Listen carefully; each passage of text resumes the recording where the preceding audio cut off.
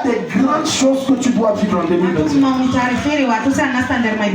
Il y a des glorieuses choses que tu dois vivre en 2021. Mais il y a un type d'esprit que si on n'arrête pas, tu risques de voir comme Moïse à distance la promesse. Mais tu ne risques pas d'entrer dans la promesse. Il y a une différence entre voir la promesse et entrer dans la promesse.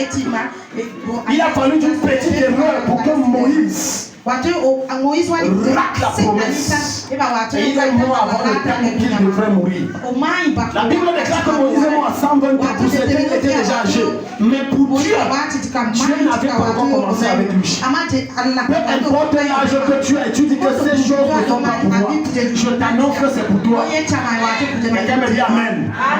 Jusqu'à l'âge de 90 ans, Abraham a enfanté la promesse. Cette année, tu vas enfanter la promesse de Dieu dans ta vie. Tu vas enfanter la gloire de Dieu dans ta vie. Tu vas enfanter la grandeur de Dieu dans ta vie. Écoute-moi très bien. Lorsqu'on parle de mort, il y a des morts qui viennent de Dieu. Il y a des morts qui viennent du diable. Il y a des morts que toi-même tu provoques. Tout ça, ça entre dans la mort précoce. Et lorsqu'on parle de mort, il n'est pas seulement question de la mort physique. Il peut avoir la mort dans les finances. Il peut avoir la mort dans les activités. Il peut avoir la mort dans ton matériel. La mort dans les biens matériels. Lorsque tu es dans le plan parfait de Dieu, pour ta gloire et ton élévation, pour que tu enfantes la vie, il y a des choses que tu dois faire mourir en toi. Quelqu'un me dit Amen. Absolument. Lorsque Dieu veut t'amener loin, tu dois perdre quelque chose. Lorsque Dieu veut t'amener à des sommets très élevés, tu dois perdre quelque chose.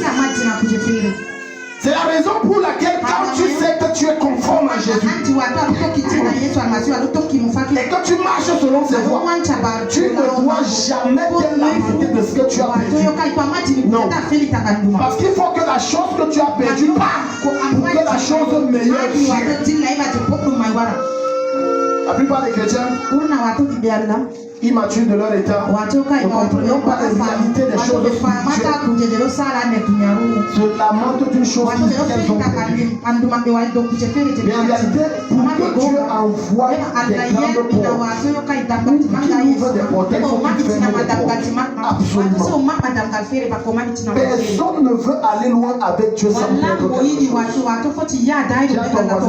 quelque chose. Dis à ton voisin, tu dois perdre quelque chose. Et vous allez voir quelqu'un qui vivait avec un salaire de 30 000 francs le mois. Pour lui, c'était le travail. Et quand le chef du travail, il dit Dieu, tu ne fais pas comme ça. Alors qu'en réalité, Dieu veut lui donner un travail de 100 000. Est-ce que Dieu parle à quelqu'un ce matin? Dis à ton voisin, réveillez-vous. Et reste éveillé. Jean chapitre 4, le verset 16 à 18. Je veux qu'on élève une prière pour le frère Romuald. Il n'est pas venu aujourd'hui. Vous savez qu'après la nuit de prière, il a été victime d'un vol. Il n'est pas venu pas parce que c'est parce que son moyen de transport a été ôté. Il a très loin. Amen. Romuald habite très loin. Très loin. Alléluia. Ce qui fait que maintenant, quand le moyen de transport a été volé, devient un peu compliqué. Je veux que tu, pendant une minute, tu dis Seigneur, console son cœur en lui offrant mieux que la moto. Parce que jusqu'à preuve de contraire, je suis convaincu dans mon âme que Dieu a permis cela pour lui donner quelque chose de meilleur. Donne un amen comme le tonnerre. Élève la voix pendant 60 secondes, dis Seigneur, console son cœur en lui bénissant avec quelque chose de mieux que cette moto. Élève la voix, je ne t'entends pas, fais comme si c'était toi. Tu vois que si c'était toi, tu devais prier avec violence. Ne te comporte pas. Seigneur, visite ton serviteur. Console son cœur, éternel, en lui donnant une moto, pourquoi pas une voiture. Éternel, mon Dieu, mon roi. Surprends le Seigneur Jésus-Christ en le visitant de façon phénoménale et de façon extraordinaire. Au nom de Jésus, Amen. Est-ce que tu es prêt pour qu'on voyage? Est-ce que tu es prêt pour qu'on voyage? Donne-moi un bon Amen. Si s'il te plaît, sois dynamique et ouvert d'esprit. Fais tout le long. On n'est pas venu ici dormir. Dis ça à ton voisin. Si tu viens comme ça, là, c'est que le but, on est venu ici neutraliser un esprit qu'on appelle l'esprit de mort prématurée. La mort prématurée, c'est quoi? Ça veut dire que tu pars avant ton temps. Tu disparais avant ton temps. Tu quittes la terre avant ton temps. Beaucoup de gens, même dans nos familles, sont morts, ce n'était pas leur moment.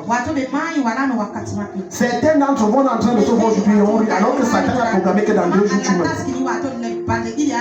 Peut-être que vous n'avez pas encore côtoyé des personnes qu'aujourd'hui vous avez causé le soin qu'il est mort. Mort précoce. Il est mort avant le temps. Ce n'était pas le plan de Dieu. Les cimetières sont remplis des gens qui ont des grandes prophéties que Dieu leur a données. Les songes extraordinaires qu'ils ont vus. Papa, j'ai rêvé, je voyageais. Papa, j'ai rêvé, je conduisais une voiture. Et tu vas voir, quand quelqu'un arrive devant son cercueil, il dit, tu m'avais dit hier. Tu m'avais dit la semaine passée que tu as rêvé que voilà ce que le Seigneur devait faire. Tu me fais quoi comme ça? Mort précoce. Mort précoce. Il y a un type de mort qu'on doit arrêter. C'est celle qui ne vient pas de Dieu. Tu as proclamé que celui qui est plus jeune doit mourir à 100 ans. Je déclare dans la vie de quelqu'un ici ce matin, quand tu meurs, c'est à 100 ans au nom de Jésus. Je te condamne à mourir à 100 ans au nom de Jésus. Quand on dit 100 ans, les gens croient que c'est 100 ans. On te porte. C'est 100 ans, tu es jeune. Ton dos ne faiblit pas. Tu n'as pas de problème de rhumatisme. La coupe ne te dérange pas. Tu ne marches pas avec le bâton. Tu ne portes pas de lunettes. La plénitude de Dieu qui habite dans tes os. Toi que tu es un jeune. Quand tu fais la course avec un jeune de 30 ans, on dit que le père, tu n'es pas vieux. Est-ce que tu parles à quelqu'un ici? Alléluia. On est 100 ans. Toi, quelqu'un, 70 ans. Écoute, j'ai été choqué par 2 photos que j'ai vues. Une hier, une aujourd'hui. Un père 80 ans, il s'est remarié. Quelqu'un n'est pas cadeau. Regarde, le monde va le condamner, mais c'est dans ta vie. Le monde va le condamner, mais c'est dans ta vie. Parce que dans ta vie, tout à l'heure, on va voir dans le livre d'Ésaïe 65. La Bible va dire que celui qui est plus, qui sera jeune, mourra à 100 ans.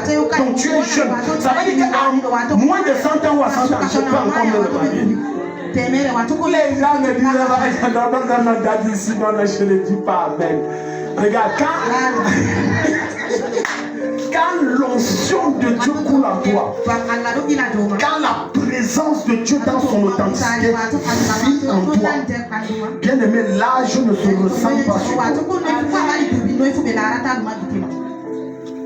On voit quelqu'un 80 ans, il est jeune. Aucune ride. Porte pas de lunettes. S'il ne te dit pas son âge, tu ne crois pas. Il a 80 ans. Et cette dame que tu vois belle classe, elle a 80 ans. J'ai déjà eu à rencontrer des femmes belles que on m'a dit là, j'ai dit que c'est faux. Dis avec moi, je serai jeune à 100 ans. Confesse-le avec ferveur, je serai jeune à 100 ans. Je serai jeune à 100 ans. Regarde, alléluia. Donc, c'est inadmissible que j'ai Jésus. Christ vit en moi. J'ai donné ma vie à Jésus. Et à Zimbra Adoukadia. Celui qui n'a pas donné sa vie à Jésus et qui va chez les marabouts et qui vit et qui est dans une loge meurt, moi aussi je meurs. Il y a un problème. L'hôtel de famille qui attaque notre famille et tue les gens, ça peut tuer tout le monde sauf toi. Ça doit couper la tête de tout le monde sauf toi. Tu sais pourquoi? Tu portes en toi le sceau de Dieu qui te dispense des morts précoces. Et je déclare dans la vie de quelqu'un, tout hôtel de mort qui rafle les gens dans ta famille te rate. Ça prend tout le monde sauf toi. Au nom de Jésus. Amen. Regarde, Luc, Jean chapitre 4, la partie verset 16. Va lui dire Jésus, appelle ton mari et viens ici. La femme répondit, je n'ai point de mari. Jésus lui dit, tu as eu raison de dire, je n'ai point de mari. car tu as eu 5 maris, et celui que tu as maintenant n'est pas ton mari. En cela, tu as dit frère. Quand on voit la femme, on a l'impression qu'elle a 5 vies. Elle a une vie. Mais cette femme en elle ne sait pas qu'elle est un modèle. Voilà pourquoi on ne s'unit pas tout le monde. On ne marche pas avec tout le monde. On ne se connecte pas à tout le monde. C'est ta connectivité qui détermine ta productivité. C'est celui à qui tu es connecté qui détermine ce que tu vas affronter. Tout qui épousait cette femme mourait. En réalité, sa vie était un touche. Ça fallait les gens. Voilà pourquoi il y a des personnes qui portent en elles la mort. Elle est elle-même un hôtel de mort.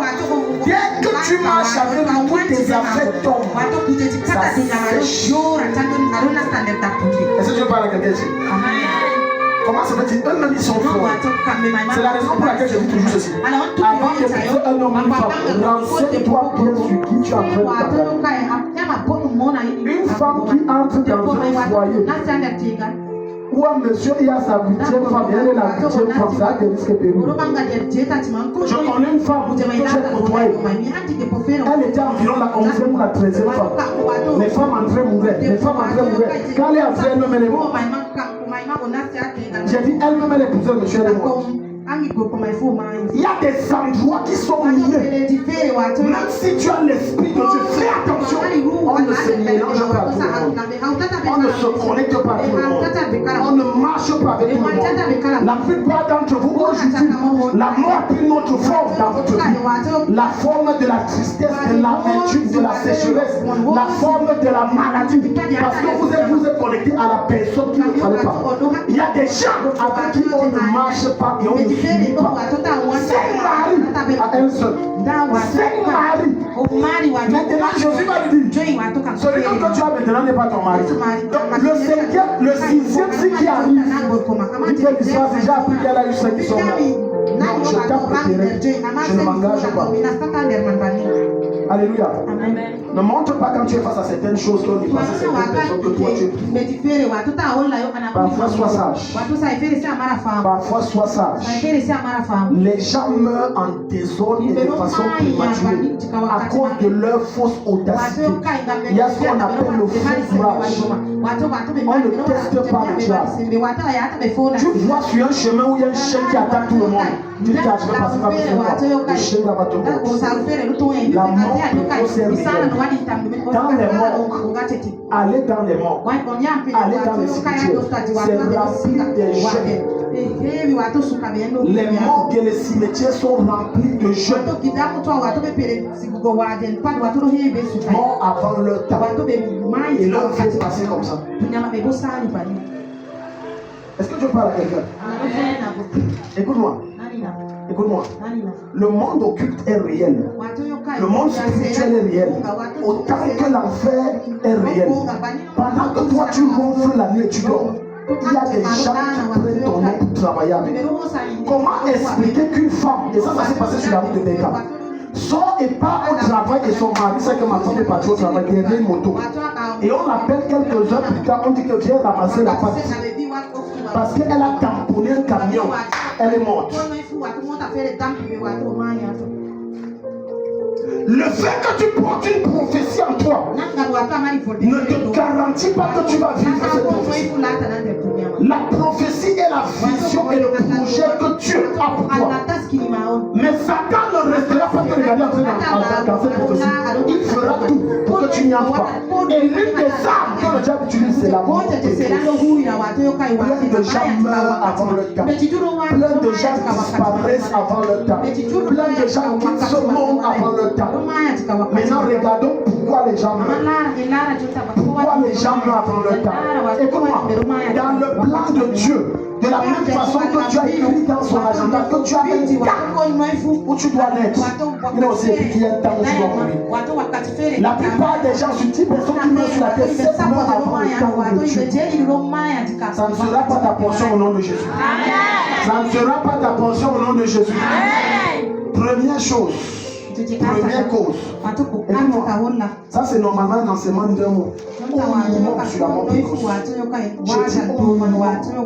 Je dis au minimum. Ma prière, c'est que tu ne sois pas ici comme un spectateur. Parce que nous sommes venus ici pour traiter des choses très sérieuses. Il s'agit de ta destinée, de ton avenir. Et à cause de cela, on ne joue pas avec ces choses. Il y a la mort précoce vient. Il y a des gens qui ont appelé la mort. On appelle la mort. On appelle la mort. On appelle la mort. Malheureusement, le temps va nous manquer pour que je te montre comment on fait pour appeler la mort. Plein de gens n'appellent pas de leur bouche seulement. Mais il y a une autre façon qu'ils appellent la mort. La plupart du temps, ce n'est pas parce qu'on t'a vendu dans une loge ou qu'on a pratiqué avec ton nom pour que tu meurs. Mais parfois, c'est toi qui as appelé la mort. Il y a des attitudes que tu as qui appellent la mort. Il y a des pensées que tu as qui appellent la mort. Première chose, la méchanceté. Genèse chapitre 38 à partir du verset 5. Non, à partir du verset 4. Si tu veux vite mourir, sois méchant. La plupart des gens que Dieu se charge lui-même d'éradiquer de la terre, ce sont les gens méchants. Beaucoup de gens meurent de meurtre précoce. Ça ne vient pas toujours de la sorcellerie du diable. Mais ça vient aussi de Dieu. Quand tu es méchant, Dieu te coupe et Dieu te jette. Dieu te coupe et Dieu te jette. Dieu te coupe et Dieu te jette. La qualité du cœur que tu as déterminé la longévité que tu auras sur la terre. Je suis en train de vous expliquer comment on fait pour vivre longtemps sur la terre des hommes. Quand quelqu'un a un cœur autant méchant, Dieu l'enlève. Allons demander à Er et à Onan. Regardons à partir du verset 3. Verset 2 même. Remonte à partir du verset 2. Les gens se disaient que non, on va lancer non. Même la sorcellerie ne t'atteint qu'à cause de la qualité de ton cœur. Les malheurs frappent dans les familles à cause de la méchanceté. J'ai appris une chose dans le ministère et par expérience. Il y a des malheurs qui atteignent certaines personnes, c'est Dieu qui est derrière. Aucune prière ne peut arrêter ça, excepté la repentance de la personne. Excepté sa repentance. Les gens qui sont méchants meurent toujours mal. Lorsque tu vois quelqu'un a une mort tragique, il y a des forts méchants pour lui et des méchants. Je n'ai pas dit tous, mais la plupart. Regarde, Genèse chapitre 38 à partir de verset 2. Là, Judas fit la fille d'un Cananéen nommé Choua. Il l'a pris pour femme, la fille d'un Cananéen. Regarde, écoute-moi. Tu ne peux pas épouser la fille d'un marabout et tu crois que l'enfant que tu vas accoucher là sera un seul. Les chaînes se suivent. Les Cananéens, c'était qui? C'était les païens, les gens qui ne prenaient pas. On n'épouse pas un homme ou une femme à cause de sa beauté ou de sa richesse. On l'épouse d'abord à cause de son identité spirituelle. Pas parce qu'il est du même village. On est du même village, on parle du même village. C'est zéro. Regardez vos foyers. La plupart de vos foyers sont des fiascos, c'est les mêmes villages. Mais vous persistez, certains d'entre vous que tu dois épouser. Mon enfant, tu vas épouser les gens du même village. Regarde ton foyer, c'est un exemple. Mais tu imposes ça à ton enfant, que ça ne doit être que quelqu'un du même village. Non. Une fille cananéenne, une fille qui écarte, qui aime les marabouts, qui fréquente les choses que tu n'aimes pas. Voilà là où Judas va chercher sa part de toi. Dieu des païens. Dieu des païens. Des gens qui n'ont aucune crainte de Dieu. Dieu c'est normal, mentir et voler, c'est normal. Quelqu'un qui ne craint pas Dieu aller chez le marabout, c'est normal. Et c'est ça que tu prends Dieu avec dans la maison. Et tu dis que c'est ma femme, c'est mon mari. Et après tu te plains que la nuit à une heure quand il se lève, il fait comme le con. Il est dans une loge, c'est normal. Il ne sait que son Dieu. Il a pris une fois, il alla vers elle. Elle devint enceinte et enfanta un fils qu'elle appela Er. Elle devint encore enceinte et enfanta un fils qu'elle appela Onan. Elle enfanta de nouveau un fils qu'elle appela Sheila. Judas était assis. Quand elle l'enfanta, Judas prit pour elle son premier-né une femme nommée Tamar. À l'époque, c'était comme à l'époque de nos parents. Tu ne choisissais pas ta femme, les parents choisissaient ta femme. C'est l'une des raisons pour lesquelles les mariages. Verset 7 qui nous intéresse. Regarde le verset 7. Un premier-né de Judas était non, parlez ça bien, était méchant. Non, parlez fort, était méchant. Tu veux vivre longtemps. Ton cœur. Parfois on se plaint qu'on a incanté sur ma vie et ça. Écoute, la Bible va te dire dans Nombre 23, aucune incantation ne peut marcher sur nous. Donc si l'incantation marche, c'est que tu as ouvert une porte. Il y a un chemin que tu as fait qui permet à cet esprit d'entrer. Le genre de démon qui te visite, tu vois, le genre d'esprit qui te rend visite est proportionné au genre de cœur que tu as. La mort précoce. Il était méchant. Regarde, aux yeux de qui? De l'Éternel.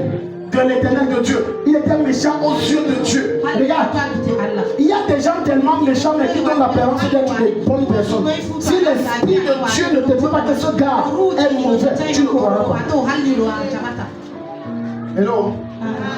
Prenons le cas des hommes dans les foyers. Seule la femme connaît qui est son mari. Dans tous les machins qu'elle fait devant là, la femme connaît que tout ça, ce n'est pas mon mari. Ce n'est pas mon mari. Alléluia. Amen. Et le mari aussi connaît que tout ce qu'elle fait ici devant, ça va, il connaît le cœur de la femme. Tu peux faire autant de bien aux yeux des hommes, mais la personne qui évalue si tu es juste, si tu es droit ou si tu es méchant, c'est Dieu. On appartient aux yeux des hommes. Parce que je suis convaincu d'une chose. Aux yeux des hommes, elle était non bon. Allez dans les obsèques et regardez les témoignages.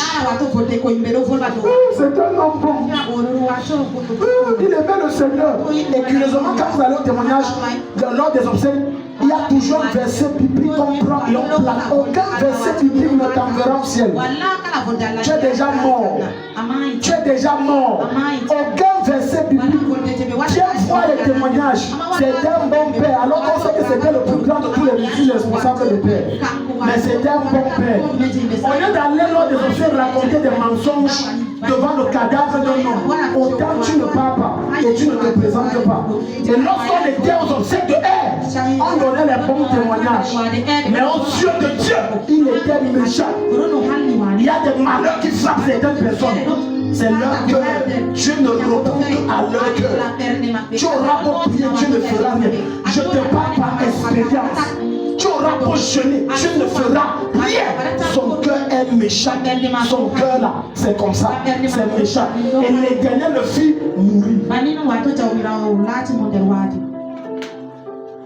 Est-ce que tu parles à quelqu'un? Dis à ton voisin, ton calme là, c'est comme si c'est à toi que tu parles. Alléluia. Méchant. Comment tu peux marcher avec quelqu'un et tu es double? Tu es deux. À lui tu dis oui, pas derrière, tu parles de ce qu'il a dit, tu dis que non. Méchant de cœur. Et les gens disaient que je porte Dieu en moi. Parfois je me pose la question, le seul esprit que tu prétends avoir en toi ne te dit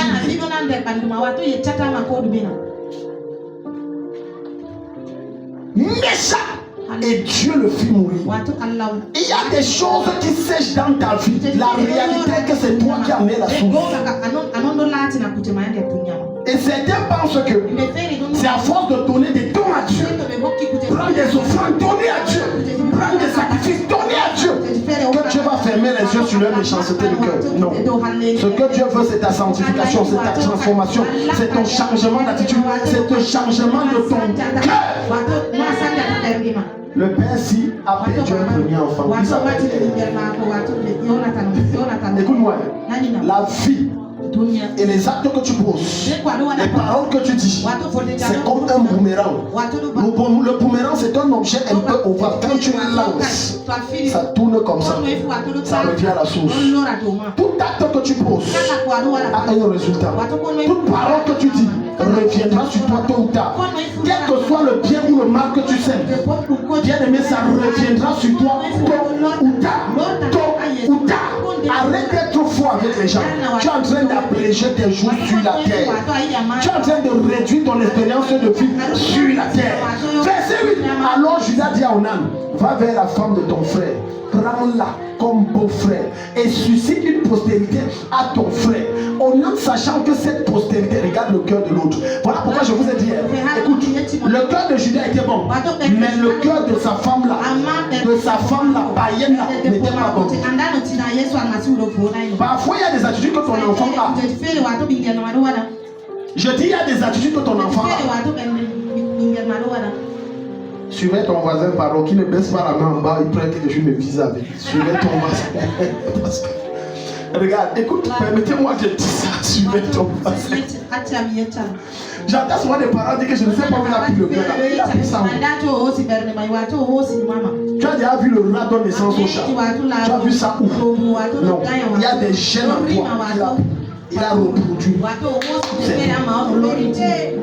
C'est tout. Voilà pourquoi dès le bas âge, commence à tuer ce qui est en toi, dans ton enfant. Tue ça. En étant quand il est encore petit. Tue les choses que tu ne veux pas revoir. Qu'il fasse que tu as eu à faire. Même si tu as abandonné, c'est en train de me suivre. Si tu es un peu honnête envers toi-même, quand tu vas voir la vie de l'enfant, ça va te rappeler toi-même. Les enfants, ils regardent, comment ça écoute. Comment sur tous les enfants d'une femme, tous sont méchants? Non, il y a un problème. Il y a un problème. Ça veut dire que les enfants ont pris les gènes de leur mère. Les deux là, sauf le troisième qui a pris le côté de son père. On a sachant que cette postérité ne serait pas à lui, se souillait à terre. J'aime la version, il y a une version qui dit que on en sachant que cette postérité, ces enfants ne seront pas à lui. Allah coucha avec sa belle-sœur et quand il devait éjaculer, il se retracta et versa sa sémence à terre.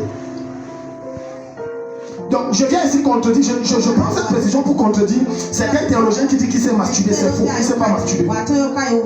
Quand tu vas changer plusieurs versions, tu vas prendre la version Martin, la version d'Abi, on va te dire là-bas que non, quand il la pénétra, et lorsque c'était le moment d'éjaculer, il se retracta, afin que de ne pas donner de postérité à son frère. Maintenant regarde le verset, dit ce que Dieu va faire.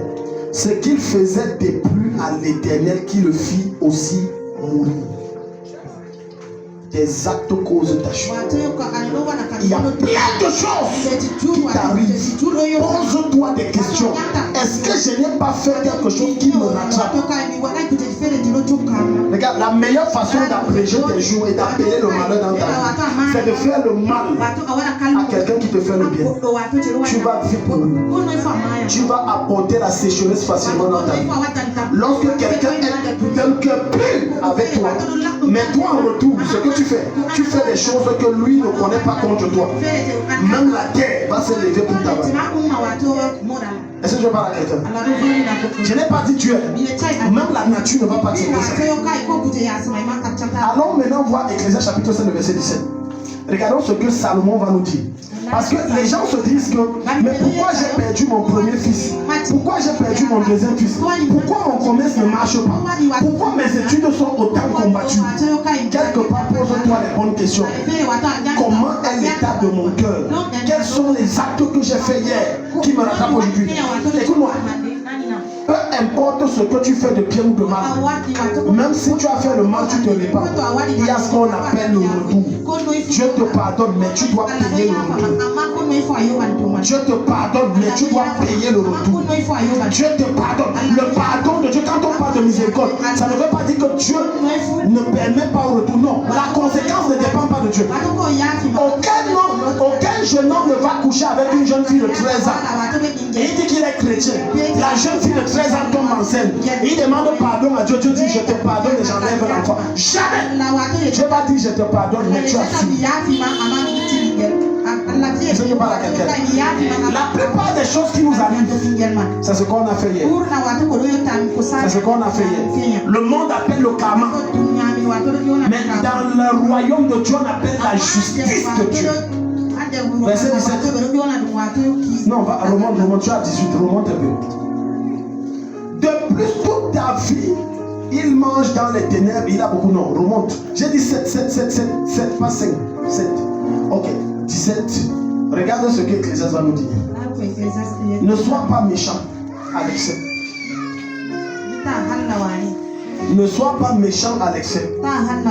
Et ne sois pas insensé. Pourquoi mourras-tu avant ton temps? Pourquoi tu vas mourir avant ton temps? Ne sois pas méchant avec pourquoi tu vas mourir. Donc voilà comment les gens meurent vite. Les gens nous montrent.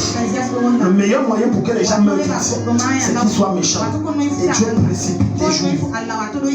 Donc quand tu prends l'enfant de d'autrui que tu appelles ton mari, ou la fille de d'autrui que tu appelles ta femme, jusqu'à tu malmènes et tu maltraites, fais attention. Quand tu héberges l'enfant de d'autrui, écoute-moi, bien aimé dans le Seigneur, la justice de Dieu, personne n'y échappe. Personne n'y échappe. Personne n'y échappe. Ta fille est le produit de ton cœur. Ta fille est la révélation de l'état de ton cœur. Ce que tu récoltes est le fruit de tes actes et de tes paroles. Autant tu es méchant, autant Dieu exerce son jugement. Il dit pourquoi est-ce que tu vas vite mourir? Pourquoi tu veux vite quitter la terre? Parce que tu es méchant. 1 Samuel, chapitre, allons rapidement. 1 Samuel 25, verset 1. Regarde comment Dieu traite les méchants. Lorsque tu es méchant, ce n'est pas les démons qui te tuent. Dieu lui-même se charge de te tuer. Aucun esprit ne se lève. Dieu lui-même. Mais maintenant tu vas voir quelque chose. Les méchants tuent un peu plus longtemps sur la terre. Parce que Dieu leur laisse le temps de changer. Mais quand il voit que tu refuses de changer, Dieu te tue. Dieu te tue. Satan ne tue pas les méchants parce qu'ils servent sa cause. Satan s'attaque au juste bien, alors que ceux-ci sont sous la couverture de Dieu. Mais quand tu es méchant, Dieu se charge. Qui donc va résister à la main de Dieu? Qui? J'ai suivi une histoire. Un jour, on m'a raconté l'histoire d'une femme. Elle était tellement méchante. Méchante qu'elle mangeait les membres de sa famille un à un. Elle les tuait comme on tue les pauvres. Elle ne cachait pas, elle dit c'est moi qui les ai mangés, vous allez faire quoi? On a tout essayé de la déloger, elle était la femme forte. Mais écoute-moi bien, toi qui es méchant, les gens t'ont déjà interpellé. Peu importe le temps que tu ta méchanceté, quand le temps d'exercer, que Dieu doit exercer son jugement arrive, ta méchanceté s'arrête. Et cette femme, un jour elle est tombée malade, au point d'être paralysée. Elle chépissait sur elle. On a appelé ses propres enfants que votre mère là-bas, la pluie tape sur elle. Elle a dit que non, ils ont dit non, ne mets pas ses pieds là, on ne met pas nos pieds là-bas. La pluie a tapé sur elle, le soleil a tapé sur elle. Elle mourait de faim, elle chépissait sur elle, jusqu'à elle est morte et elle était sur le point de pourrir. C'est les gens du voisinage qui l'ont pris et l'ont enterré. Ça c'est le châtiment que Dieu réserve aux gens méchants. Et je sais que vous connaissez des histoires pareilles comme ça. Des gens méchants qui meurent mal. D'autres on les trouve après une semaine en putréfaction dans la maison. D'autres le camion est écrasé. Méchants. Mais lorsque tu regardais les actes d'apparence, ils donnaient l'impression d'être des personnes bien, des personnes justes, des personnes aimables. Mais en réalité, Dieu ne te juge pas en fonction des actes apparents que tu poses, mais en fonction de la pureté de ton cœur quand tu poses cet acte. Quel est l'état de ton cœur quand tu poses cet acte? Quel est l'état de ton cœur quand tu poses l'acte? Qu'est-ce qui anime ton esprit quand tu poses l'acte? C'est à partir de là que Dieu dit si ça mérite une récompense ou ça c'est de l'hypocrisie. 1 Samuel chapitre 25 à partir du verset 1. Samuel mourut. Tout Israël s'étant assemblé le pleura. Va au verset 2 un peu. Va au verset 2. Il y avait à Mahon un homme fort riche, possédant des biens à Carmel. Il avait, tu vois, un homme fort riche. Ah Dieu, toi-même là je ne comprends pas. Tu rends les gens méchants riches. Je veux que tu m'expliques un peu le phénomène. C'est comme si quand on est méchant, on est bien. Mais riche. Regardez même les gens que vous connaissez qui sont méchants. Ils ont l'argent, ils sont bien. Ils maltraitent les gens. Même dans Luc chapitre 16, à partir du verset 19, lorsqu'on va parler du mauvais riche, le gars était méchant, mais riche. Tu sais pourquoi tu ne dois pas l'en vouloir? Parce que son argent, c'est l'argent du sang. Ne l'en veux pas. Ne désire aucun de ses biens. N'envie rien, même pas sa roue de voiture, même pas sa chaussette, parce que c'est l'argent du sang. Il utilise le sang des gens, prive les familles de manger leur repas pour s'enrichir. Quelqu'un travaille l'argent au moment de le payer, il ne paye pas. et le menace de le jeter en prison. L'argent du sang. Je sais que Dieu s'adresse à quelqu'un qui me regarde à travers ces réseaux. L'argent du sang. L'argent du sang. Ce n'est pas l'argent qui est propre. Quelqu'un a travaillé, paye son argent, paye. Je m'adresse à toi qui dis que tu es enfant de Dieu. Si tu tiens captif de l'argent de quelqu'un qui t'a rendu service, tu es méchant, tu es méchant, tu es méchant. Je n'enseigne pas ce que je ne fais pas. Personne ne va dire que j'ai dit dans cette église, hors de cette église, que j'étais enroulé à mon service et je ne t'ai pas payé. Jusqu'à mes fils spirituels. Alors que dans d'autres églises, les fils spirituels sont gratuits. Moi ici, je paye. Jusqu'à y prennent.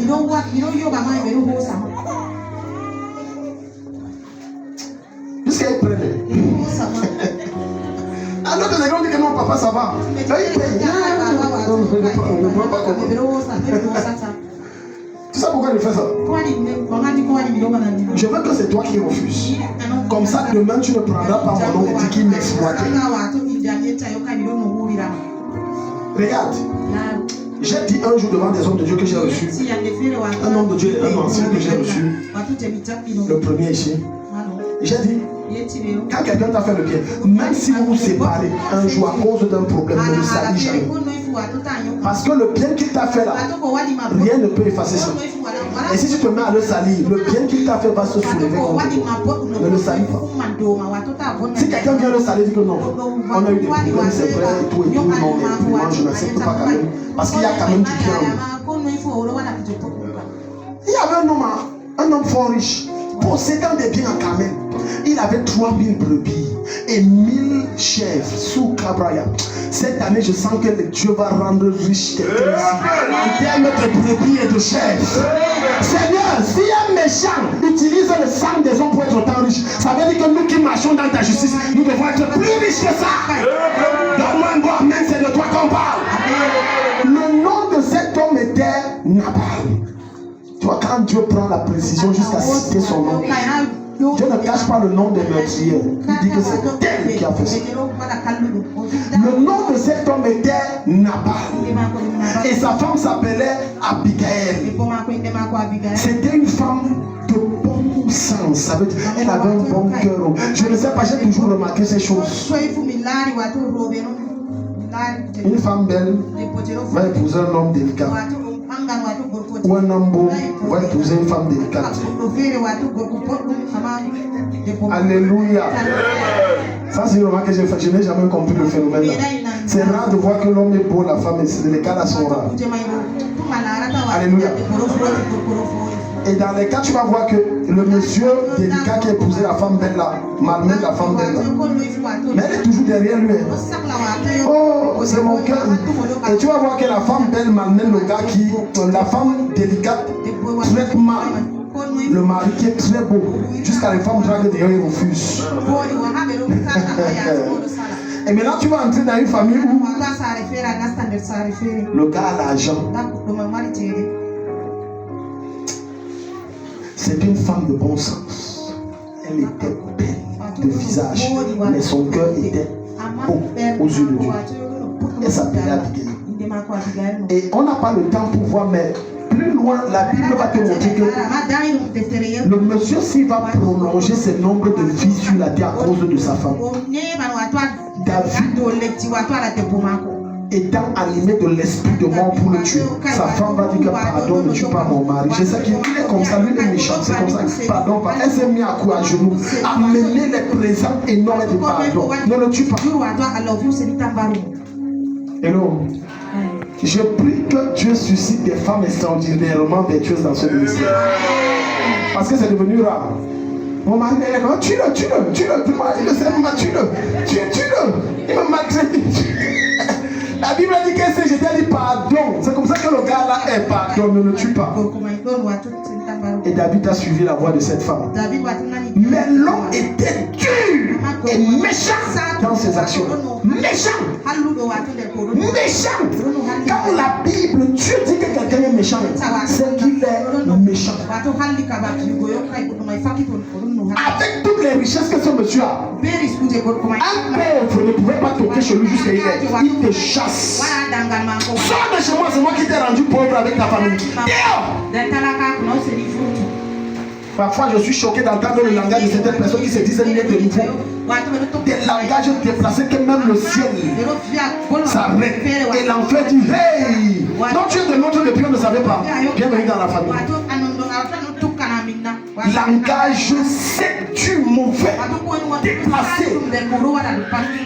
Ce genre de personne, quand il t'insulte une fois, tu as l'impression que tu es déjà mort et que ton esprit est sorti de ton corps. Et que tu vois. C'est brave. Et tu vas voir la mère chanter à Torah. Elle va chanter Caïn, est ton frère Abel.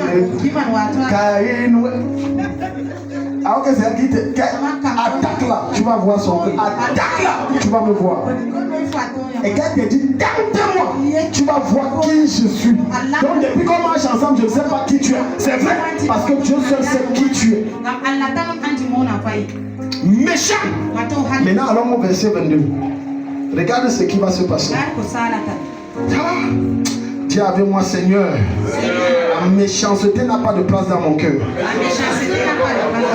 Je refuse d'être comme Nabal. 36 à 38. Méchant. J'ai remarqué quelque chose. Les gens riches sont plus chiches que les gens pauvres. Les gens qui tombent largement sont les gens qui n'en ont pas assez. Mais les gens qui sont tellement riches ne veulent pas aider.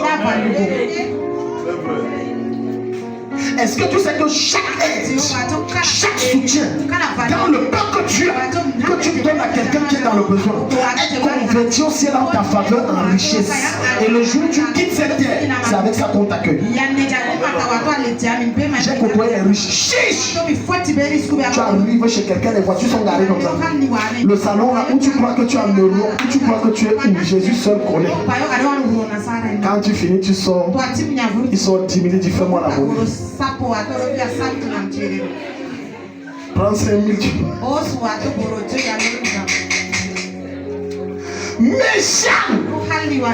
Méchant.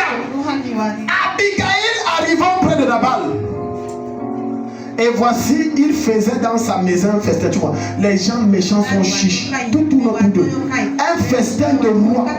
Il n'a invité personne sauf lui. Je m'assois et mange mes choses moi seul. Méchant.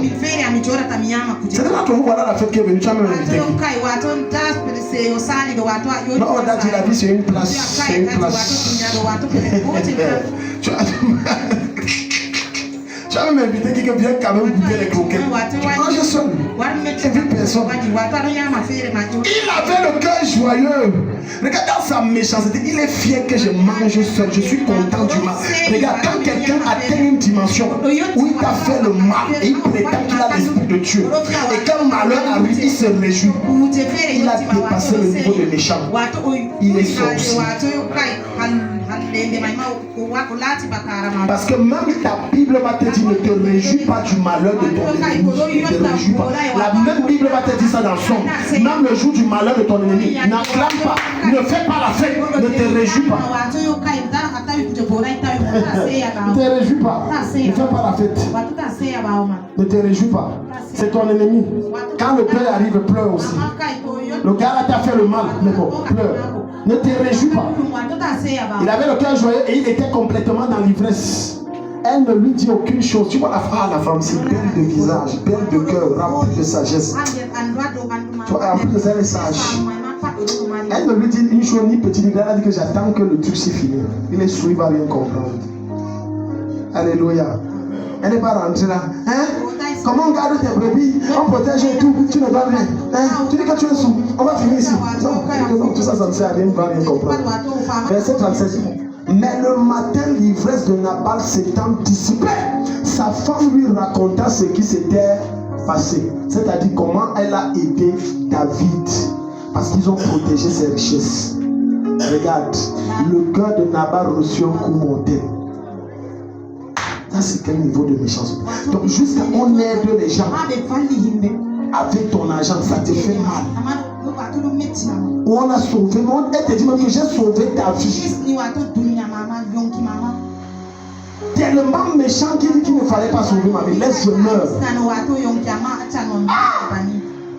Quelqu'un dit, hey, Seigneur, je ne veux pas le genre de cœur là. Et son cœur devint comme une pierre. Verset 38.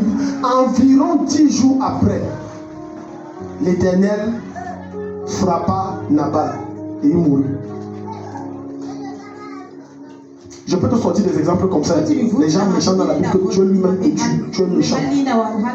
Maintenant, quand tu vas aller dans Matthieu chapitre 7, la Bible va te dire là-bas que tout arbre qui ne porte pas de bons fruits. Il n'a pas dit tout arbre qui ne porte pas de fruits. Non. Il dit tout arbre qui ne porte pas de bons fruits. Mon Père le coupe et le jette au feu. Ça veut dire quand tu es méchant et tu ne portes pas des fruits qui honorent Dieu, Dieu te tue. Et les gens, vous allez voir les gens dans l'église. Oh, c'était frère, il est bon, c'était un bon frère. C'est toi qui crois que c'était un bon frère.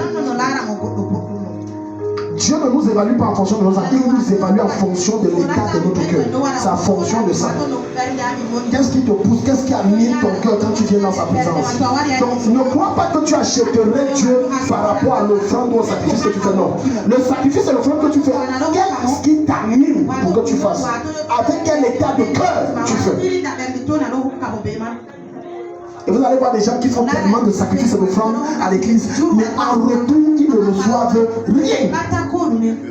Et ils disent, mais Dieu, tous les sacrifices que j'ai faits, pose-toi une question, ton cœur est comment quand tu viens le faire? Comment est ton cœur? Seigneur, j'ai pris 30 jours, j'ai pris 21 jours, rien n'a changé. Quel est ton cœur?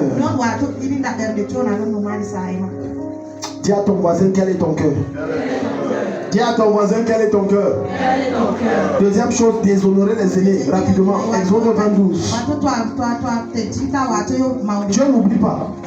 Dieu n'oublie pas. Dieu n'oublie pas. Le manque de respect que tu fais à ton père ou à ta mère, Dieu n'oublie pas. Ton père ou ta mère, parce que c'est lui qui t'a enfanté, ferme les yeux. Dieu ne ferme pas les yeux. Dieu n'oublie pas. Il y a certaines malédictions que vous avez activées à cause du déshonneur que vous avez amené dans la famille. Le manque de respect à l'égard de ton père et de ta mère. Ta mère est vieille, mais c'est ta mère. Même si elle est forte, c'est quand même ta mère. Même si elle marche nue dans la rue, c'est à toi de la couvrir, c'est ta mère. Et c'est à toi de la défendre et de veiller à ce que personne ne lui manque le respect. C'est ton père et c'est ta mère. Quelqu'un dit Amen. Parce que je sens que quand je parle de ça, quelqu'un est en train de ramener le temps. Non, oui. Ce qui t'arrive là, c'est que tu avais parlé mal à ta mère un jour. Parfois, tu vas voir ta fille t'insulter. Et tu vas dire, tu insultes qui? Ou ton fils t'injurer. Mais au moment où tu vas vouloir parler, Dieu va te ramener il y a 20 ans, il y a 30 ans. Tu as fait ça. Mais sauf que Dieu, quand il se venge, il ne fait pas même chose. Il assaisonne un peu. Alléluia. Amen. Ça veut dire si tu avais dit à ta mère, tu ne vaux rien. Dieu va attendre, même si ça va faire 40 ans. Ta fille ou ton fils va dire que prostituée de ton état. Tu fais quoi ici? Oui. Dieu ajoute. Dieu ajoute. Donc ce sont des lois. Quand tu violes ces lois, tu vas subir. Exode 20, verset 12. Regarde ce qu'il va dire. Honore qui? Ton père et ta mère, afin que où? Donc ça veut dire que, bon, inversons le verset. Déshonore ton père et ta mère, afin que... Non, redites ça bien. Monsieur Mbako, vous avez appuyé ça. Afin que... Si tu veux vite mourir. Si tu veux vite mourir. Si tu veux vite mourir. Et tu vas voir des enfants, ils ont fait tous les concours, ça ne donne pas. Ils ont déshonoré la personne qui les a donné la vie. Il y a une autorité que les parents ont sur les enfants. Peu importe l'âge que tu as devant Dieu, l'autorité là ne diminue en rien. Je dis, peu importe l'âge que tu as, l'autorité ne diminue en rien. Personne ne te trompe. Un jour, une jeune fille souffrait avec sa mère. Ils habitaient une chambrette. Les toilettes étaient d'ailleurs communes. Vous pouvez le voir en Afrique, c'est commun. Et les gens venaient et tout était dur. Sa mère l'envoyait souvent avec un plateau sur la tête d'aller vendre. Et sa mère aussi sortait de son côté pour aller se battre, afin de ramener quelque chose pour au moins avoir de quoi manger. Et c'est parti à payer un loyer de 5 000 qui les dépassait. Et la jeune fille cotisait son argent un peu. Finalement, elle a fait le concours de l'ENAM, elle a réussi. Et quand elle a réussi le concours de l'ENAM, elle a commencé à prendre des distances avec sa mère. Jusqu'à parler n'importe comment à sa mère. Ce qui a fait que la goutte déborde, elle déborde le vase. Un jour au téléphone, sa mère l'appelle. Elle a parlé de façon assez méprisable. Sa mère dit que si j'étais pour elle, a tapé son ventre. Si moi c'était porté 9 mois, tu vas revenir me trouver ici. Décret présidentiel, on l'a chassé. Ne déshonore pas ton père, ta mère. J'ai dit, même si ton père est poussé et tu es président de la République, c'est ton père. Quelqu'un dit Amen. C'est ton père. C'est ton père. J'ai dit, même s'il est fou, c'est ton père. Même s'il a perdu la raison, tu as le devoir de bien l'entretenir. C'est ton père. Ne joue pas avec ça. Il y a des grâces qui sont liées à ça. L'entretien des parents, c'est capital. Malheureusement, nous sommes dans un siècle qui a été corrompu par les réseaux sociaux. Et on veut importer des attitudes, des caractères, des comportements qui ne sont pas nôtres. Et c'est ce qui produit la mort chez les jeunes qui me donnent. Parce qu'ils ne respectent plus les aînés. Ils ne respectent plus les vieillards. Ils n'ont plus de révérence pour les personnes qui les dépassent en âge. Et ils appellent une voiture. Écoute-moi. Même si tu es le patron de ce vieillard, respecte la chevelure blanche. Fais attention.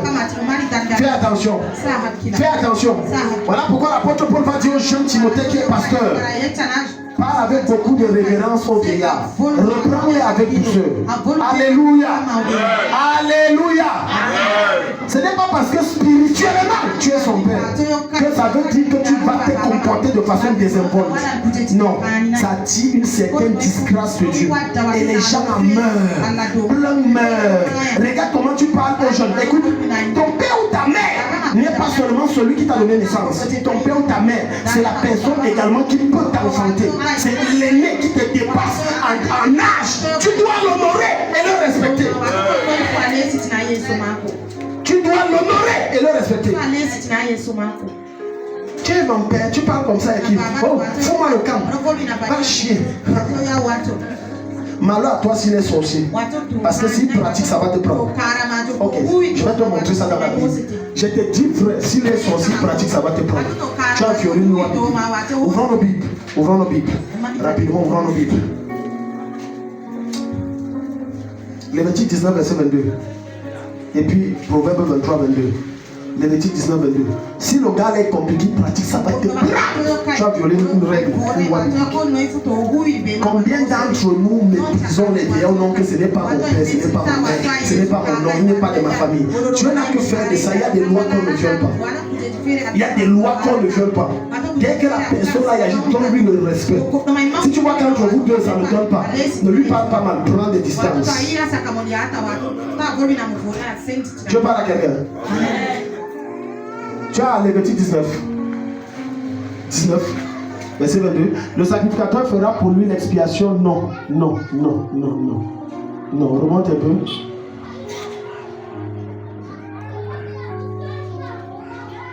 Attends. Bon, on va d'abord à Proverbe 22. Proverbe 22. Le temps que je trouve le verset. Proverbe 23, verset 22. Alléluia. Alléluia. Est-ce que Dieu parle à quelqu'un? Amen.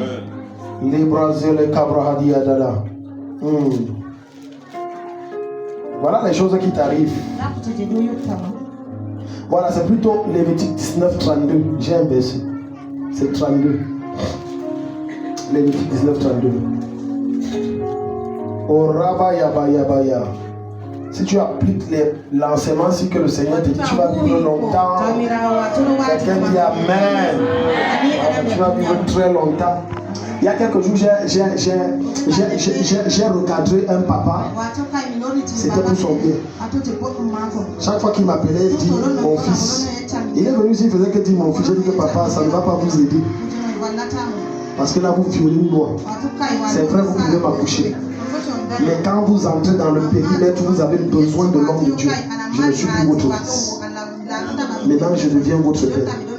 Je lui dis que si vous faites comme ça, je vais prier, ça ne va pas marcher. Ce sont des lois spirituelles. Alléluia. Non, ce sont des lois, ça ne va plus marcher. Voilà pourquoi beaucoup de gens se disent non, je suis âgé. Non, le pasteur là, non, ça peut être mon fils. Il dit mon fils, et il prie, ça ne marche pas. Ça ne peut pas marcher. Jusqu'à ce que tu honores les règles que tu as établies. Amen. Verset 32. Verset 32. Lise, regarde. Tu te lèveras devant les cheveux blancs. Et tu honoreras la personne du vieillard. Ça veut dire que tu craindras l'Éternel, ton Dieu, je suis l'Éternel. Ça veut dire que si tu ne te lèves pas, il y a des conséquences. La version Martin va dire, levez-vous avec considération devant un vieillard. Ça veut dire honorez-le. Honorez-le. Honorez-le. Ce sont les secrets que le Seigneur te donne pour une longue vie. Montrez par votre comportement que vous me respectez. Donc, tu vois, j'aime encore cette version. Parce que si tu n'honores pas le vieillard, tu n'honores pas Dieu. Alléluia. Alléluia. Je suis le Seigneur ton Dieu. Maintenant, Proverbe chapitre 23, le verset 22. Je prie que la parole de Dieu entre dans quelqu'un ici ce matin. Amen. Je sens que ta vie va changer jusqu'à... Satan va se fâcher. Amen. Regarde. Écoute ton père, lui qui t'a engendré. Méprise ta mère quand elle est... Quoi? Ne méprise pas. Ok. Et ne méprise pas ta mère quand elle est devenue vieille. Il y a un monsieur, sa mère avait perdu la raison. Et il savait que sa mère était à la maison, chez lui, chez elle. Et il avait la réunion avec des personnalités et tout. Et puis sa mère, dans la perte de sa raison, a débarqué chez lui. Fait tout un bruit et tout. On dit, monsieur, il y a une dame là. Elle fait trop le bruit dehors et tout. On a essayé de la neutraliser. Il a dit que vous arrêtez la mère de qui comme ça. Arrêtez ça. Devant tous les convives. Non, c'est ma mère, je ne joue pas avec. Alléluia. Regarde comment les gens meurent. Cham a été maudit parce qu'il n'a pas honoré son père. La vie de plusieurs sont bloquées parce qu'ils n'honorent pas leurs parents. Dieu ne t'a pas dit de les aimer. Dieu s'en fout. Tu aimes ton père, tu n'aimes pas ton père. Il t'a abandonné, il ne t'a pas abandonné. Tu as dit honore. Tu as dit honore. Tu n'as pas dit aime. C'est différent. Je peux t'honorer, mais moi je t'aime pas. Mais je t'honore. Ça n'a rien à voir. Je te respecte, mais je ne t'apprécie pas. Ça n'a rien à voir. Tout le monde n'aime pas Paul Biya. Mais s'il est là, vous le respectez, que vous le voulez ou non. C'est comme ça. Parce que c'est l'autorité. Moi, je suis le pasteur de certains, pas de tous. C'est pas tout le monde qui dit daddy, qui sont vraiment des. C'est pour ça que Jésus a dit, c'est pas tous ceux qui disent Seigneur, Seigneur qui est au ciel. Non. Amen. Il y a certains même certainement qui ne m'aiment pas. Quand ils voient ma tête, ça les énerve. D'autres viennent ici là, c'est quand il y a le aime voir ma tête parce qu'il imagine comment tu peux me torturer. Ça les énerve. Mais moi je vais toujours vous aimer. Alléluia. Amen. Donc si tu veux vivre longtemps, honore. Honore. Troisième chose, les pratiques de sorcellerie. Genèse 30, le verset 27. pratique de sorcellerie. C'est la chose la plus manifeste dans nos familles en Afrique. La sorcellerie. Oui. Plusieurs leurs vies sont bloquées à cause de la sorcellerie. La plupart des gens qui meurent, on les a déjà tués dans les rêves. C'est dans le rêve que tu as là qu'on t'a tué. C'est la sorcellerie qui a opéré.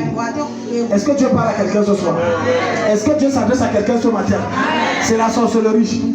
Beaucoup de gens perdent la vie. C'est la sorcellerie. Écoute-moi. Vous allez voir quelqu'un le matin a mal à la tête et à peine on est 10 heures, il est mort. On l'a fini dans la sorcellerie. On l'a mangé dans la sorcellerie. Quand tu ne connais pas les rouages et tu ne respectes pas les règles des lois spirituelles, tu vas assumer les conséquences. J'ai causé avec un de mes amis pasteurs. Et lorsque j'étais à l'hôpital avec mon épouse, on échangeait. Et il me disait, homme de Dieu, j'espère que tu as pris le placenta de l'enfant. J'ai dit, c'est la première chose, mon ami. Ça, je connais les règles là depuis. Je ne donne à personne.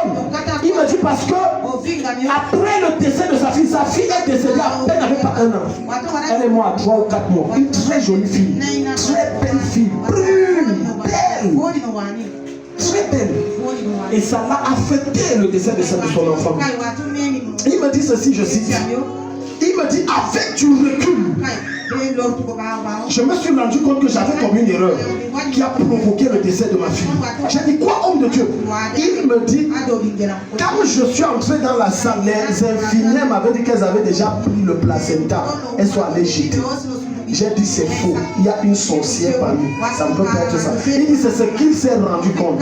Donc comment se fait-il le placenta a disparu? Il a demandé ça. Personne n'était capable de lui dire. Et quelques mois après son enfant meurt, j'ai dit on l'avait déjà vendu. La preuve que la veille du jour où l'enfant meurt, les chats sont venus sur la toiture pleure, crier. Crier. Il savait qu'il y a quelque chose qui se passe. Le père lui a pris l'enfant. Le lendemain, on met l'enfant en sous perfusion. L'enfant décède. Ne joue pas avec ça. La plupart du temps, la sorcellerie nous atteint à cause de notre ignorance des règles spirituelles. Les affaires comme le placenta, comme le nombril, ce sont des choses que tu jettes toi-même par là. Tu ne donnes à personne. Tu négliges les règles spirituelles. Tu vas subir les conséquences. J'ai dit à l'homme de Dieu, je connais ces choses. Je suis entré dans la salle, j'ai dit, dès que je suis entré, j'ai vu ça, j'ai dit, ok, c'est en sécurité. J'ai vu ma femme, j'ai vu le bébé. En sortant, j'ai dit, oh monsieur, emmenez mon paquet. Faut envoyer ça ici. Qui tentait de me dire, il n'y a pas. C'est qu'on devait bagarrer. Non, je te dis, frère, tu vas donner ça. Tu ne joues pas. C'est qu'on va aller au tribunal. C'est comme ça que plusieurs d'entre vous échangez vos vies. Plusieurs les gens meurent comme des chiens dans des familles. Parce qu'on les a sacrifiés à cause d'une seule négligence. Une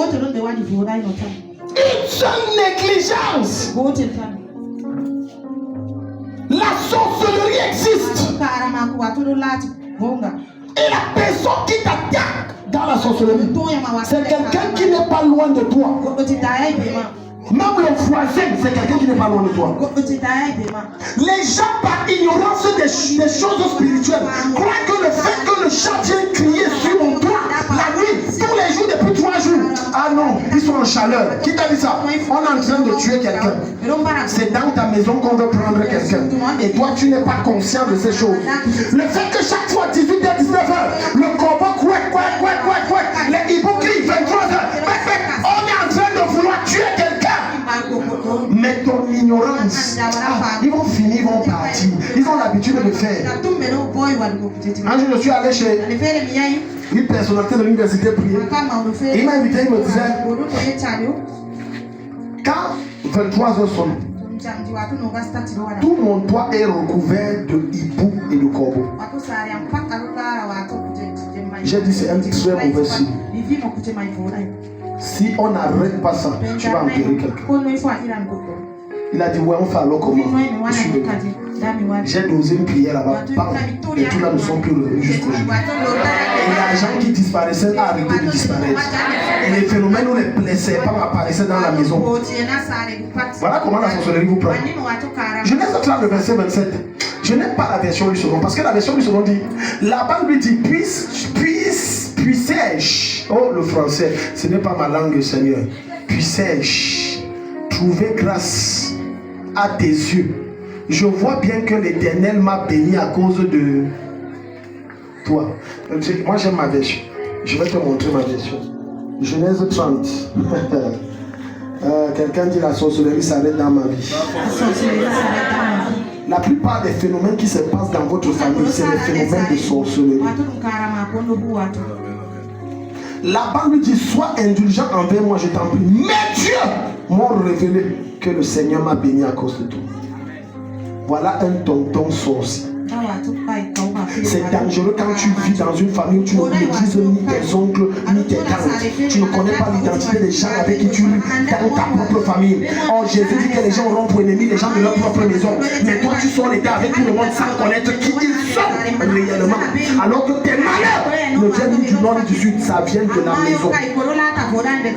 La sorcellerie, là, vient de la maison. Autre, ça vient du voisinage. Comment peut qu'on descende, ça vient de quelqu'un que tu connais. Ça ne vient ni à gauche ni à droite. Au nom de Jésus, j'arrête toute opération de sorcellerie dans ta vie. J'arrête toute opération de sorcellerie de mort dans ta famille. Au nom de Jésus. C'est de là que la sorcellerie vient. C'est de là que la sorcellerie. Dans ma famille, je... Alléluia. Je ris avec toi en journée, la nuit, je te brûle. Quelqu'un dit Amen. Tonton, toi tu me diras, non, on se comprend. Toi tu es là, tu ne comprends rien.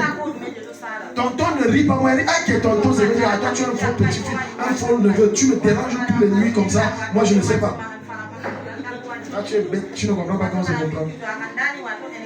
La journée, je sors les dents avec toi. Mettez-moi la puissance. La journée, je sors les dents avec toi. La nuit, je te traite. Je te brûle. Je te croustille. Je te presse. C'est comme ça que Dieu va traiter à partir de ce matin les ennemis de ta famille. Au nom de Jésus. Laban, un jour un homme de Dieu. Il a épousé la sœur. Le père de la sœur était notable. Ceux qui sont de l'ouest connaissent quand on dit notable. Notable, c'est les grands sorciers à l'ouest. Ce n'est pas comme les notabilités de maintenant. Les notabilités de maintenant, il n'y a pas de totem. À l'ouest, à l'époque là, notable, tu as un totem. Ça veut dire que tu as une... Et le totem, c'est un animal. Pour certains, c'est le chat. Pour certains, c'est la souris. Pour d'autres, oui. Voilà pourquoi à l'ouest on ne tue pas les animaux n'importe comment. C'est le porc, la chèvre et les poulets comme ça qu'on mange. Les autres animaux, c'est que c'est les êtres humains, on ne touche pas. Alléluia. Et l'homme de Dieu là, son père était sorcier. Le beau-père de l'homme de Dieu, le père de la fille. Et il avait découvert ça que chaque fois il venait lui déranger. La nuit, le gars cuisinait le beau-père.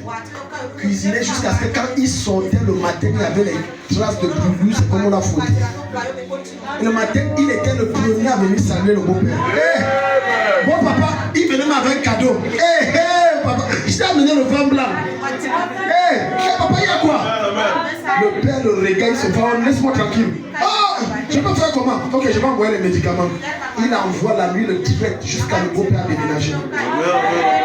Tout sorcier dans ta maison qui te dérange, le feu de la colère de Dieu le brûle. Le feu de la colère de Dieu le brûle. Au nom de Jésus. Un chrétien qui ne croit pas à la sorcellerie est déjà mort. Amen.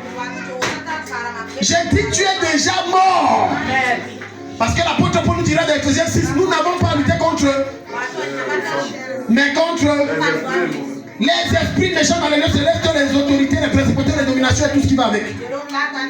Tu es là, tu es assis, tu dis que non, c'est le temps de Dieu. Beaucoup de choses sont retardées dans ta vie à cause de la sorcellerie. Mais ta naïveté ou du moins les mauvais enseignements qu'on t'a donnés ont fait croire que non, vraiment, tu sais, le temps de Dieu, dans le temps de Dieu. Continue d'attendre, tu comprends.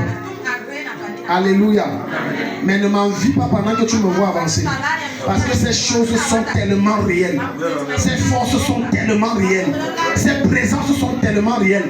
2 Chroniques chapitre 33, le verset 3 à 6. C'est tellement vrai. Donc si tu crois que non, la vie c'est la vie comme ça, Les choses arrivent par la chance. Rien n'arrive dans la vie d'un être humain par la chance. La chance n'existe pas. Tout ce qui t'arrive est la concoction, le résumé, le mélange des activités spirituelles pour que ça t'arrive. Beaucoup de gens ne réussissent pas dans la vie parce qu'ils sont trop intelligents. C'est le travail des forces spirituelles et occultes. Tu vas voir le garçon le plus bête de votre classe devenir ton DG et toi tu es vigile alors que tu étais le premier. Oh, son grand-père sorcier au village, il a dit amène-moi ton nom. On a kana. Plus bête, deux de moyens. Mais c'est lui le DG. Dieu l'a dit, il n'y a pas une affaire de Dieu. Il a fallu qu'il y ait des interventions des forces. Quand tu n'as pas connaissance de ça, tu vas rester derrière. Je donnais le témoignage là à mon épouse. Et je disais à mon épouse, il y a une forte grâce dans ce ministère.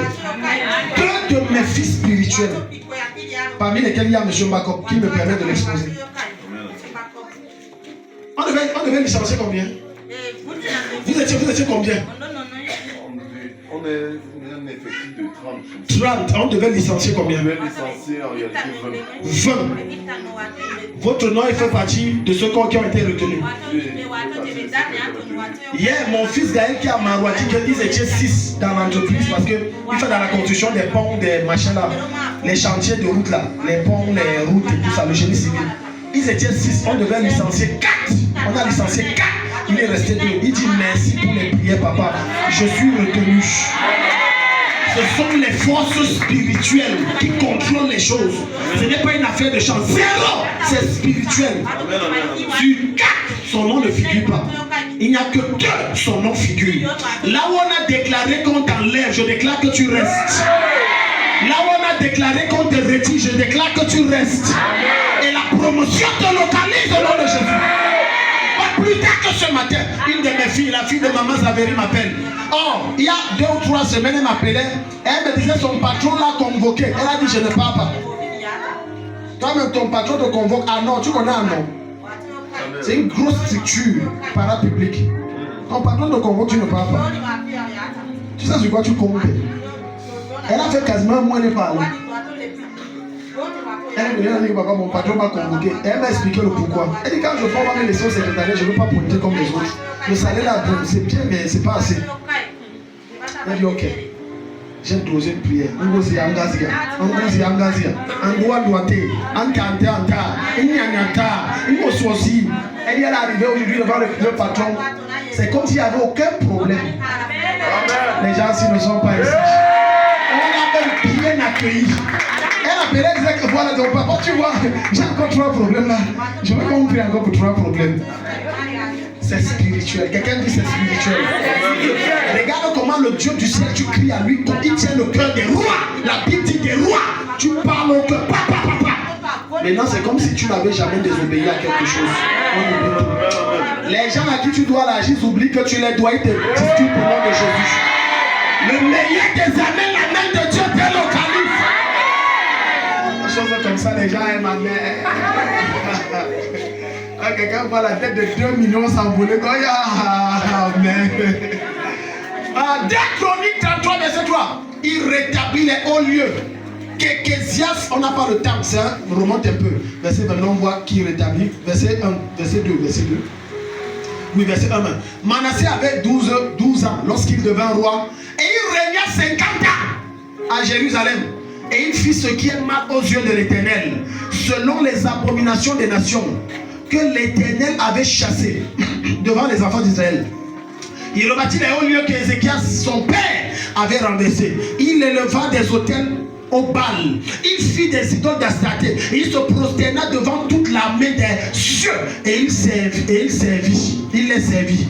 Il bâtit des autels dans la maison de l'Éternel. Quoique l'Éternel eût dit, c'est dans Jérusalem que sera mon nom à perpétuité. Il bâtit des autels à toute l'armée des cieux dans les 2 parvis de la maison de l'Éternel. Il fit passer Aya. Regarde la sorcellerie. Regarde la sorcellerie. Un propre père tue ses enfants. Donc les gens qui disent que comment un père peut donner une mère accouche l'enfant et elle tue. Mais on n'a jamais vu. La Bible là c'est dedans. Et jusqu'à tuer bête pour croire des synapses pareilles. Il y a des pères qui ont des mères qui ont faim et mangent l'enfant comme on mange la nourriture. Je te bouffe et elle te voit mourir. Elle sait que c'est moi qui mange et bois le sang de l'enfant. Et elle sera la première à dire allons chez le pasteur, allons à l'hôpital, allons chez tel marabout. Mais elle sait que j'ai déjà tout fini. Et là, je ne comprends pas comment on peut dire que moi sa mère, c'est toi, tais-toi, c'est toi. Quelqu'un dit c'est toi. Le feu de Dieu va te brûler. Il y a des parents sorciers. Sorciers. Plein. Tu vois une des belles filles, pas de mariage, pas de travail. C'est le père qui s'est assis. Je suis votre mari. Si ton père a dit qu'il est ton mari, je le brûle et je l'enlève sur ta vie de mariage. Je capte et je détruis tout mariage spirituel entre vous deux. Au nom de Jésus. C'est ce que Manassé fait, la sorcellerie. Manassé fit passer ses fils par le feu. Dans la vallée des fils de Hinnom, il observait les nuages et les serpents pour en tirer les pronostics. Il s'adonnait à la magie et il établit des gens qui évoquaient des esprits. Manassé, quelqu'un qu'on dit enfant de Dieu, caché sous la houlette d'enfant de Dieu, mais un très grand sorcier. Au nom de Jésus, tout sorcier dans ce ministère, Dieu l'expose. Dieu le met à nu au nom de Jésus. Ton malheur ne vient pas de loin. C'est les sorciers. Dieu expose tout sorcier qui cause la chute de ta vie. Au nom de Jésus. Sorcier tapis. Manassé, il a bâti des hôtels. Est-ce que tu sais que certains d'entre vous, on a pris ton nom et on a bâti un hôtel, on a posé sur ça. Et on a cité des incantations. Et on a dit qu'elle ne doit pas se marier. Il ne doit pas être stable dans le mariage s'il se marie. Il ne doit pas avoir de promotion. Son salaire doit être bloqué. Au nom de Jésus, quel que soit l'hôtel, comme tu tends tes deux mains, quel que soit l'hôtel, on a pris ton nom, on a pris une image, on a pris un animal qui te représente. Et on a dit que c'est toi. Le feu de Dieu te libère.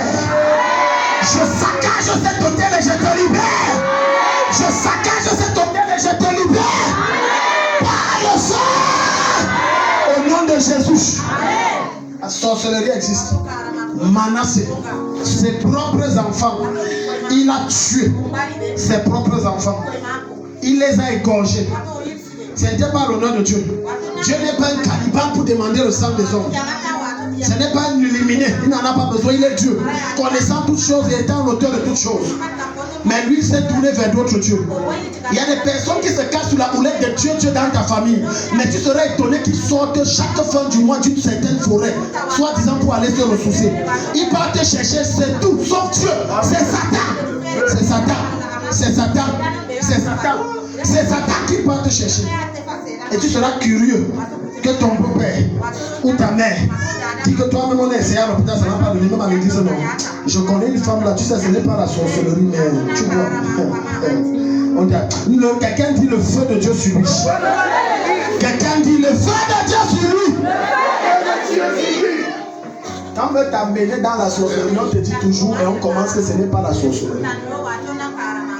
Quand on te dit ça, comprends que c'est déjà la sorcellerie. Amen. Donc quand tu prends la plante, on dit que non, tu vois, non. Je ne doute pas que les plantes guérissent. Dieu les a créées ainsi. Mais derrière les plantes, il y a des esprits comme qui ne sont pas de Dieu. Et après, ça te cause des problèmes. You know? Donc je m'adresse aux femmes qui aiment se puiser avec tout. Sur les TikTok, les quoi. Il y a des gens qui sont des agents de Satan. Tu te puges avec on t'a mis quelque part. Tu sais que c'est quand on te dit de puiser là, ça sort d'où? Tu sais qui a fait? On est seulement c'est telle plante, t'es arrangé. Regardez comment je suis stylé. Et comme les femmes d'aujourd'hui, tout le monde veut être. Les personnes devaient être ballottées. Pendant que d'autres disent qu'ils cherchent le poids jusqu'à mourir. D'autres disent que moi je veux même être comme toi là. La vie est faite ainsi. Les choses que tu prends, tu achètes jusqu'à ce que tu sais que ça sort d'où. Certaines de ces choses sortent des eaux. Dès que tu veux ça, tu sortis. Maintenant la nuit, il y a un homme seulement qui vient la nuit, tu derrière, tu comprends pas. La sorcellerie est réelle. Plein de gens. Regarde comment ce monsieur a sacrifié sur l'autel de Satan depuis fin d'année 2024 pour posséder 2025 tous ses fils. Il a défini la date. Il a dit ok, comme j'ai sacrifié les 7 fils, le premier meurt en fin janvier. Le deuxième meurt vers mi-mars. Parce qu'il ne faut pas qu'on rapproche. On va nous soupçonner si on rapproche trop. Écartons les deux. Jusqu'au dernier. Et le dernier, on va dire que bon, qu'il meurt même en novembre, pas d'exemple parce qu'on va dire que j'ai sacrifié. Et voilà, un monsieur perd tous ses enfants alors qu'il sait quelque chose dedans. La plupart des familles, pas toutes, où tu vois une famille perd tous les enfants, la plupart, pas tous. Pas tous. L'un des parents ou des oncles connaît quelque chose. Il n'y a pas de hasard dedans. Il n'y a pas de hasard dedans. Vous n'allez pas me dire que Dieu est tellement méchant et mauvais à l'égard de cette famille qu'il tue, il permet qu'un père perd tous ses enfants. Jusqu'à preuve de contraire, tu n'es pas Job. Alléluia. Arrangez-moi ça vite, arrangez ça vite, ça ne passe pas. Alléluia. Tu n'es pas Job. Tu n'es pas Job. Job c'était pour un but. Et Dieu atteint le but. Tous les enfants. En un an. Alors que c'est un Manassé. C'est un Manassé. C'est un Manassé. Tout Manassé dans ta famille qui a déjà défini quand et l'heure où tu vas mourir en 2025. C'est sa tête qui part. C'est ta tête qui part. À cet effet, je peux voir de tes oncles tomber au nom de Jésus. Toute tante qui est ta tante et ses sorcières tombe au nom de Jésus. Même si c'est ton père ou ta mère, il a déjà vécu sa vie. Il va te tuer. Pourquoi il tombe à ta place? Au nom de Jésus. Regarde ce que Dieu va faire pour toi. Ésaïe 65. Quelqu'un dit les bonnes choses commencent dans ma vie ce matin. Quelqu'un dit avec conviction les bonnes choses commencent dans ma vie ce matin. Ésaïe 65. À partir du verset 17. Je crois que quelqu'un devait dire Amen. Les bonnes choses. Oui, les bonnes choses. Car je vais créer de nouveaux cieux. Est-ce que tu sais que c'est à toi que Dieu parle? 2025, si tout devient nouveau dans ta vie. Mais pour que les choses deviennent nouvelles, il faut que la terre devienne nouvelle. Les cieux deviennent nouvelles. Ça veut dire quand on parle de terre nouvelle, ça veut dire que tu ne vas plus travailler avec tant d'ardeur et récolter petit. Petite effort, ça produit 10 000, 100 000, 1 milliard. Si tu dis un bon amen, la grâce de Dieu descend sur toi. On ne se rappellera plus des choses passées. Dis avec moi, c'est passé. Merci Seigneur. Les choses sont passées. Merci pour les nouvelles bonnes choses que tu me donnes. Verset 18, réjouissez-vous plutôt et soyez tous dans l'allégresse. Et tu connais le thème de l'année, non? Est-ce que quelqu'un se rappelle du thème de l'année? Mon année de basculement brusque. Quand on dit basculement brusque, c'est une forme de tautologie. Basculement, ça veut dire ça change de direction brusquement. Donc ton élévation va venir un jour alors que tu es couché dans ta chambre et que des voitures garent. Alors que vous n'avez pas suivi la radio de 17h, le décret présidentiel. Félicitations, nouveau ministre des Finances. Si quelqu'un dit un amen, si quelqu'un au nom de Jésus. Quand tu as vu quelqu'un, tu vois les amis viennent toquer, dit que mais comment il y a des nouvelles comme ça? Tu dis que vous parlez même de quoi? Et que le boss, le boss, nouveau PDG, le boss. C'est maintenant toi qui coiffes toute la sémate de l'entreprise là. Tu es en train de parler à quelqu'un ce matin. Je vois des gens qui n'ont postulé nulle part ton nom sont appelés pour une promotion. Reçois-le! À cause de ce que je vais créer. Car je vais créer. Donc tu vois, il dit tu seras dans l'allégresse à cause de ce que je vais créer. On ne crée que ce qui n'existe pas. Regarde ta vie, qu'est-ce qui n'existe pas? Il y a des choses qui n'existent pas. Il y a une abondance que tu n'as pas encore touchée, ça n'existe pas. Il y a une dimension de prospérité que tu ne vis pas encore, ça n'existe pas. Il y a un type de montant que tu ne vois ça que dans les rêves. Je viens d'annoncer que ça devient réel. Ça devient réel. Ça devient réel. Car je vais créer Jérusalem pour l'allégresse et son peuple pour la joie. Je ferai de Jérusalem mon allégresse et de mon peuple ma joie. Depuis longtemps dans ta famille, on te voit comme un rebut. Tu deviens la joie de Dieu, la joie de ta famille. Regarde, on n'y entendra plus le bruit des pleurs et le bruit des cris. Et qui est? Est-ce que c'est à quelqu'un que Dieu parle? On n'entendra plus des bruits de tristesse, des bruits de douleur. Ah, tu pleures qu'on n'a pas mangé. Tu pleures quoi? Mon cousin est mort, j'ai enterré mon père hier, aujourd'hui c'est mon cousin. On n'entendra plus ce genre de bruit. Tu ne vas entendre que ça chez les voisins. Et Dieu te donnera la capacité de les consoler parce que tu es passé par là. Et ton adresse change. Et ta condition change. Et ta vie reprend une position. Et il y a des amens, la grâce de Dieu de ce ministère comme tu dis. Regarde ce que Dieu te dit. Regarde, verset 19. Il n'y aura plus ni enfant ni vieillard qui n'accomplissent leur jour. Les Zemranda.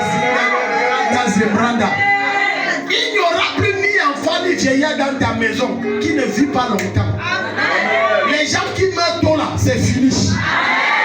Les gens qui montent des projets et c'est les autres qui continuent, c'est fini. Car celui qui mourra à 100 ans sera jeune. Et tu me dis qu'à 100 ans, ne me remarie pas. Ah, quelqu'un crie amen. On dit tu es jeune à 100 ans. Tu vois la soeur à 100 ans, elle a comme Nyanga. Quelqu'un dit amen. Tu vois, regarde, Dieu agit à la mesure de ta foi. Beaucoup là, quand je parle, quand la Bible dit c'est musique, ah Dieu, toi tu exagères, 100 ans, je suis jeune comment? Moi je serai jeune encore à 100 ans. You know, les personnes que je vous ai dit que j'ai vues sur les réseaux là, qui se sont remariées à 80 ans, ce sont les païens. Ils n'ont pas Jésus, mais ils ont eu la révélation de ce verset. 80 ans, et tu vois les papiers. Quand j'ai même vu le billet, dit que c'est celui qui a 80 ans. Ils ont 80 ans. Il est remarié. Il est remarié. Il reprend une jeune pépite. Et les hommes, pourquoi les hommes ne prennent pas une femme de 70, 60? Il va chercher une fille. Et le pécheur âgé de... Alléluia. Amen. Écoute, quand la main de Dieu est sur toi, malgré que tu es une femme et que tu as 90 ans et que tu es vieille et que tu es encore jeune, parce que la Bible dit qu'à 100 ans on est encore jeune. 100 ans. Tu es étonné que c'est les jeunes de 40 ans qui te cherchent. Amen. Je ne vous dis pas, je dis les choses que j'ai vues chez une maman. Elle va à 60, les jeunes courent derrière les autres. Si on ne te dit pas que la mère s'y va à 60, tu le crois. Ndenga, sapé, nyanga, bien brûlé, belle, propre. Jusqu'à 1 à 10 mois, il va t'épouser. Et il a assez. Il dit que l'enfant, si tu parles, tu dis que tu appelles qui l'enfant maintenant? Ah, à côté, tu appelles qui l'enfant? Tu appelles tout comme ça. Hello. Il y a certaines mamans ici. Là, ancienne relation, Dieu les a délivrés, disons ça comme ça. Si un jeune qui n'est pas de 5 ans ou de 10 ans à bord, il dit que depuis que je te vois, tu me fais vibrer le cœur. Oh, la malédiction, pardon. En réalité, ce n'est pas de votre faute. C'est que la mentalité africaine nous empêche. C'est une abomination en Afrique. Mais on te dit à 100 ans, tu es encore jeune. Tu t'imagines dans 100 ans, comme tu es là, et tu as 100 ans. Tu n'as pas un problème de prostate. Tu n'as pas un problème de dos. Tu ne souffres pas d'arthrose. Encore moins de rhumatisme. On n'a pas besoin d'avoir ta prothèse dentaire dans l'eau. Et la nuit, tu as... Est-ce que tu parles à quelqu'un ici? Ça sera ta portion au nom de Jésus. Il n'y a pas que... je n'ai plus votre âge dans le temps. Non. Tu es encore en forme. La Bible déclare, ce verset s'est appliqué d'abord sur Moïse. 120 ans. Sa vue n'était pas faiblie. Sa figure de jeunesse n'était pas effritée. Il avait les mêmes efforts. Il était encore jeune, à 120 ans. Quand tu voyais Moïse, tu me dis que Moïse est dans 40-45. Il avait 120 ans. Reçois l'onction du rajeunissement. Reçois l'onction du rajeunissement. Au nom de Jésus. Regarde, ils bâtiront des maisons et les habiteront. Ils planteront des vignes et en mangeront le fruit. Ils ne bâtiront pas des maisons pour que d'autres les habitent. Comment tu montes un projet et à peine tu as commencé le projet, tu ne continues pas parce que l'argent est fini. Et c'est quelqu'un d'autre qui arrache ton projet et qui n'est même pas enfant de Dieu et qui continue le projet jusqu'à une marche. Et toi tu regardes et tu pleures. Ce genre d'humiliation s'arrête. Je déclare dans ta vie cette année, pendant que tu lances un projet, tu vas jusqu'à l'accomplissement. Tu vas jusqu'à jouir des fruits. Tu vas jusqu'à embaucher des centaines de personnes. Au nom de Jésus. Dis avec moi, Père, mon étoile brille. Je ne mourrai pas sans avoir accompli tes promesses. Je ne mourrai pas sans être entré dans ma destinée prophétique. Celui qui dit le meilleur des amens, ça se passe. Acclame le Seigneur, mets-toi debout, on va prier.